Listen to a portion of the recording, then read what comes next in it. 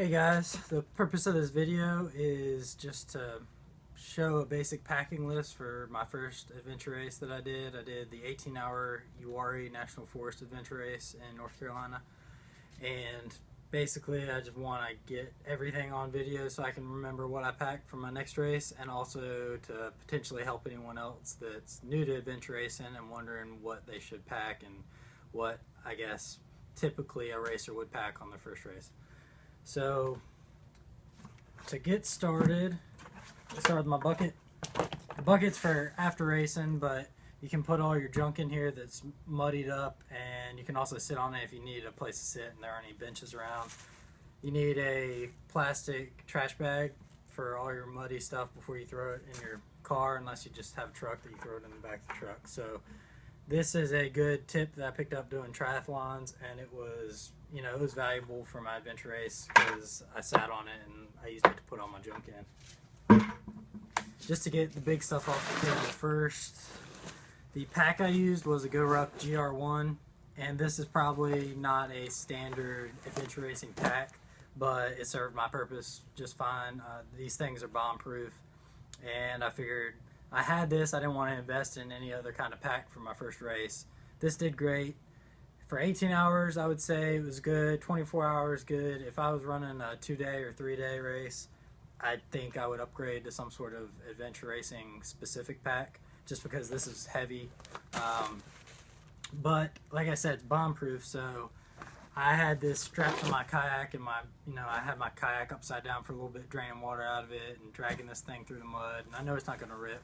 I know everything is going to stay reasonably dry inside, so I chose this. It's also got a good system for Molly where you can hang your bladder on the inside. So overall, the GR1's an awesome pack for anything.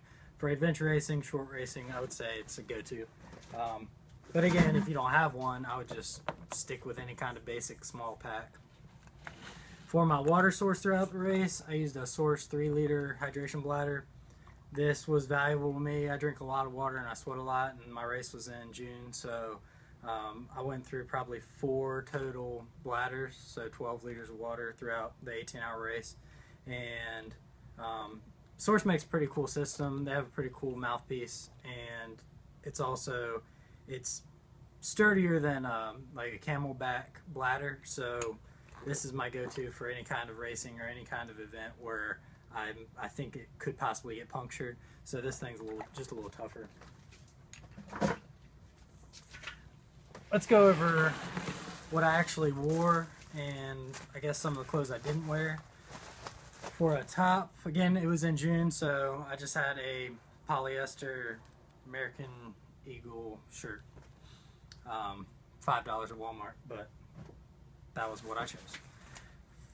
So I wore that the entire race. For the bike portion, kayak portion, I wore some mountain bike padded shorts just because my butt couldn't take the beating that it would take on the mountain bike without that pad in there. I packed a rain jacket, which was required on the packing list.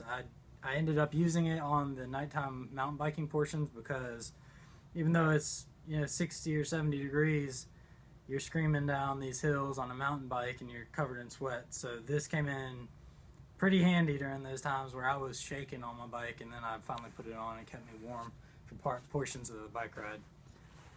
And let's see, for the duration of the race, I just wore these Salomon Speed Cross shoes. They're good. They have aggressive grip, so they were good for the hiking, trekking portion, and they were good for the bike. I didn't clip in on the bike. I might next time, now that I know 90% of our race was just on roads or gravel roads or fire breaks, so I would feel more comfortable clipping in doing that than I would doing single track downhill where I feel less comfortable. So I know each race is different, but now that I understand the percentage of that race was just open roads, open gravel paths, so I'd probably maybe clip in next time, and that'd probably give me a little bit of an edge. For a hat, I wore a GoRuck tack hat. Lots of guys had the full brim hat to keep the sun off of them, but it was 18 hours and it started at 2 p.m., so it's not like sun was a really big issue for me, and you're in the woods, so that didn't matter too much. For pants, I put these pants on during the trek portion, and they were awesome because they give you confidence just going through the woods. I was used to land nav wearing, Army fatigues, so you see a lot of guys out there in shorts, which is fine. I was just more comfortable in pants covering up my legs and being able to go a little bit faster, full speed through the woods, not worrying about branches and poison ivy and stuff like that. And maybe some of those guys don't worry and they just go full speed and get eaten up in the woods, but I chose pants, Rail Rider bushwhacker pants.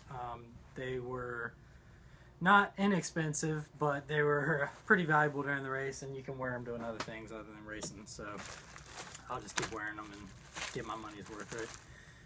I packed an extra shirt. I did not wear it because it was only 18 hours again.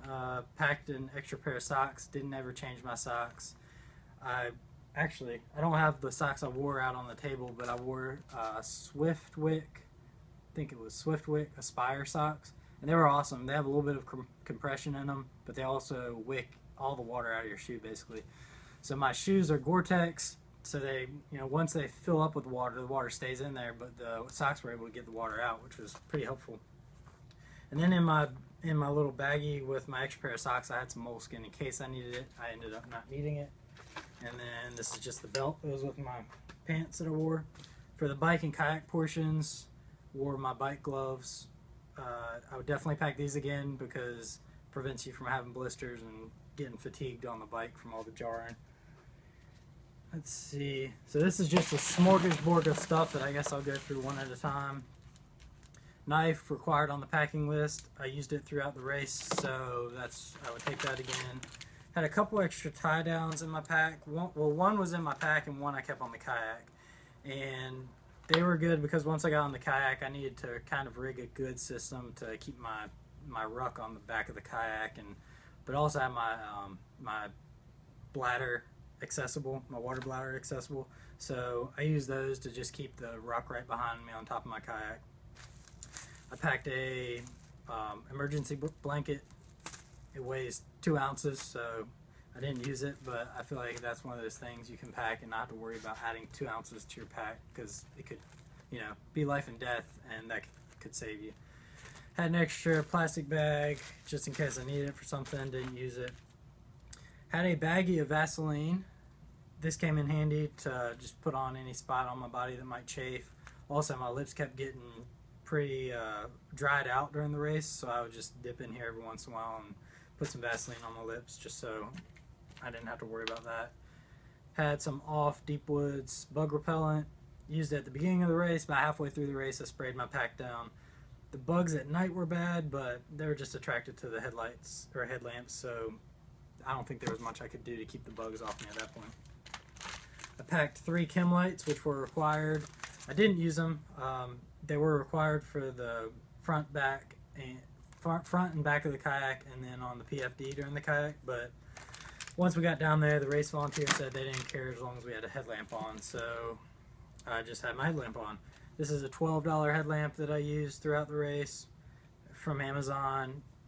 I mean, it was alright for the race. If I was doing something longer or multi-nights, I might invest in something more, but it's got, I think it's 200 lumens, which is pretty much the standard, so that was good. Packed 2 extra lights. This one stayed in my pack the whole time. It's just a 200 lumen light made in China for $4 or something. This is a zebra light, which I picked up a couple years ago. I believe it's what New Zealand military has issued, maybe, or I don't know. It's something from New Zealand. And I want to say it's 200 lumens also, but it just seems a whole lot brighter than the other China lights I picked up. I used this as my handheld during the night trekking portion, and it was bright, but I think I could go brighter for next race. So I'm gonna look into what is out there and costs for, let's say, 300 lumen or 400 lumen light. The zebra light, it started out really bright, but then it kind of dimmed throughout the night. So I don't know if that's battery or the light or what. But I'll do some research and figure out if maybe I'll just upgrade my light for the next race. I had a small Sharpie, a big Sharpie, and a pen. Next race, I will pack probably 2 or 3 small Sharpies, multiple colors. And the reason is we showed up, we were plotting our points with a small Sharpie, and it ran out of juice. So we started plotting with a big Sharpie, and it was just nasty. It was covering up land features and topos and road names where we were plotting. So next time I will be a little bit better prepared for that portion where we're plotting. Let's see, a compass, definitely need a compass for the race. Protractors or plotting tools. I have 3. I only took 1 during the race, but I had 3 in the truck in case we needed them. I took a couple extra plastic, what are they called, lock sacks, and I didn't use them, but I thought in case I needed any more waterproof bags.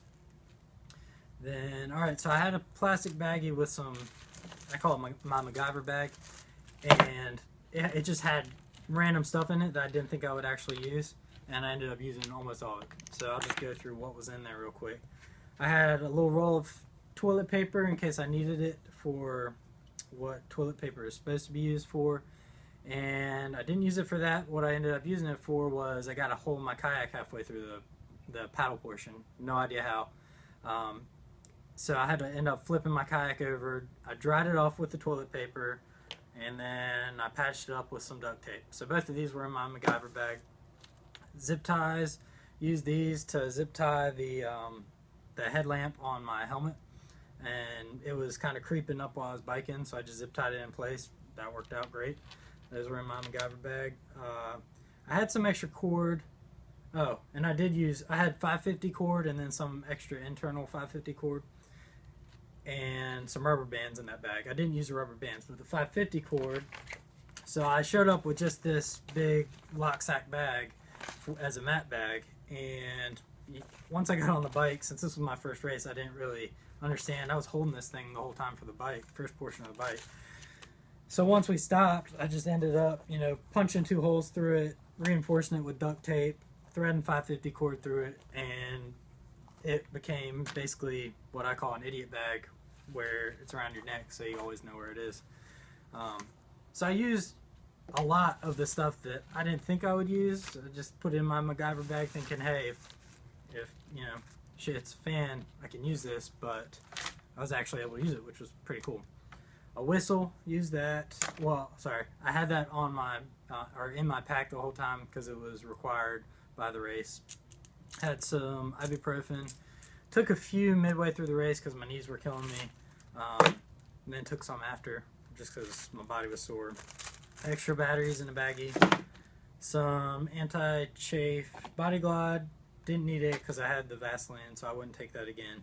Extra carabiner. Use that on the paddle portion to get a secure connection from my ruck to the back of my kayak seat. This is a tip I would recommend to anyone, is print off your race emails or the itineraries, whatever they send you, just print it off, and that way you don't have to pull out your phone and try and look up stuff before the race begins. You can just pull out the hard copy and have your phone just secured away. And let's see, I just still have the map from the race. I think that was all that. And I guess the last thing I'll talk about is nutrition. But let me talk about the kayak and the bike portion real quick. For the kayak portion, I paddled in just a otter kayak. Like I said earlier, had a hole in it and ended up having to flip it over every 45 minutes and drain all the water out, which was a pain in the butt. Had a standard paddle, nothing real fancy. Next time, I think the 2 things I would do different, I would figure out a way to mount my compass in front of me on the kayak, because at the night portion of paddling, using landmarks, yeah, you think that works, but it didn't work for us. We ended up on the wrong side of the lake, so if we would have just shot the azimuth and followed it, we would have been fine. So I would do that differently, and then, there's something, a spot for a map. I don't know if I could really rig up a way to have the map just sitting up on top of the kayak right there where I could reference it rather than having it around my neck, but I might look into that for the next race. For the bike, I had 2 of these 200 lumen lights on the front of my bike for the race, and I just got some $4 holders flashlight mounts off Amazon. The mounts worked really good. The lights were all right, but again, these are the Chinese lights, so we had a full moon. I was kind of lucky in that regard. Maybe next time I'll have a little bit more light on my bike. I also bought a bento box to put on the top tube of my bike, have some snacks in there, and that was basically all the alterations I made to the bike. Nutrition, water. Picked up a gallon of water before the race, topped off my water bladder with it, and also it was nice to have water available after the race in the truck. I had 2 Gatorades for the race. We had a drop bag halfway through the race where we could have whatever we wanted in there at one of the transition areas. So I had 2 Gatorades in my drop bag, I believe, and I ended up drinking 1.5.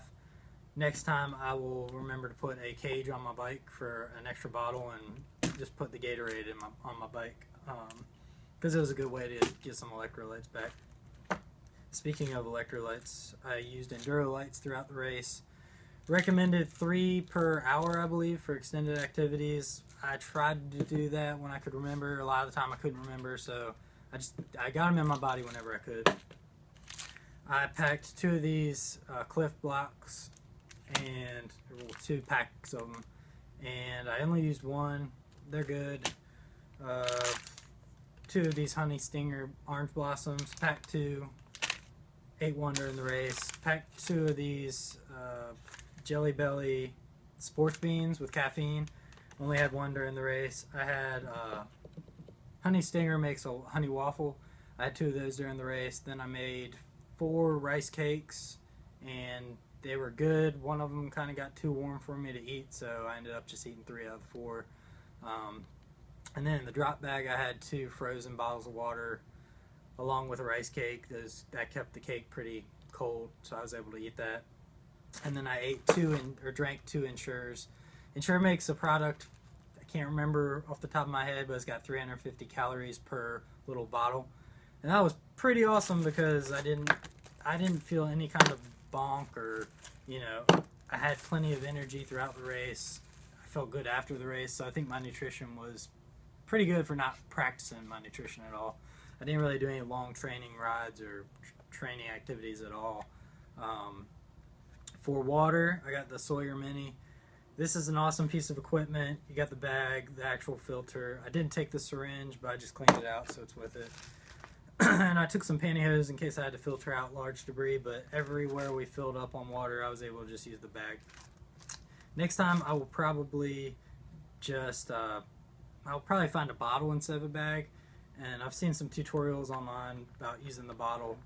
I don't know if it's a Dasani bottle or what, but some bottle fits the threads of the filter the right way, and you can just fill up a bottle and squeeze a bottle versus the bag, and apparently that's easier. The bag is just kind of a pain because you just have to get it low and you have to blow into it to get it to expand, but I think a bottle might be a better option.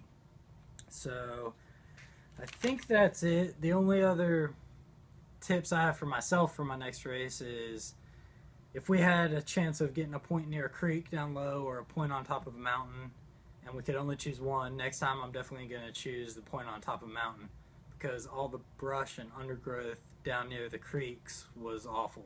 Everything on top of the mountain was clear, so you're either going down and then back up after you find your point, or you're going up to the top of the mountain to find a point and then back down. So really, elevation-wise, it doesn't matter. So I feel like go for the easiest point. For me, that would be on top of the mountains. So overall nutrition, I felt good. Training, I felt all right. I didn't train too much, but it wasn't really an Ironman. It was 18 hours, but it's just different. And speaking of that, the natural progression for these races, I feel like for a lot of people I know, is going to be, you start running, you're a runner first. You maybe venture into triathlons because you realize running just destroys some part of your body, usually your knees or ankles or something. So you start doing triathlons, swimming, biking, saving your joints a little bit. I did a couple Ironman, and you can basically just go out on your own and do an Ironman out on the road, without any support. you know the distance, you can figure out a route, you know all that stuff, it's all known. You can just do a practice race that's 140.6. So the cool thing about the transition to adventure racing is you don't really know what you're getting into, which I thought was awesome. Now I have a better idea, but still each race is different. You don't know, hey, I'm going to bike 50 miles. It's just unknown. And I like the navigation portion too. That's, bringing your mind into the mix rather than just pounding away 112 miles on a bike ride is pretty fun. Making decisions on, hey, should we get off our bikes or should we get out of our kayaks and drag our kayaks across this little path, save 30 minutes or an hour. It's just fun decision making. So overall, highly recommend adventure races. The 18-hour Uwharrie was an awesome race. If anyone's in North Carolina or the southeast region, it's a great race. And overall, I just had a blast doing it. So hopefully somebody out there finds this tutorial a little bit helpful, and I will check this video out before my next race so I can remember what I need to bring and what I don't need to bring. Thanks.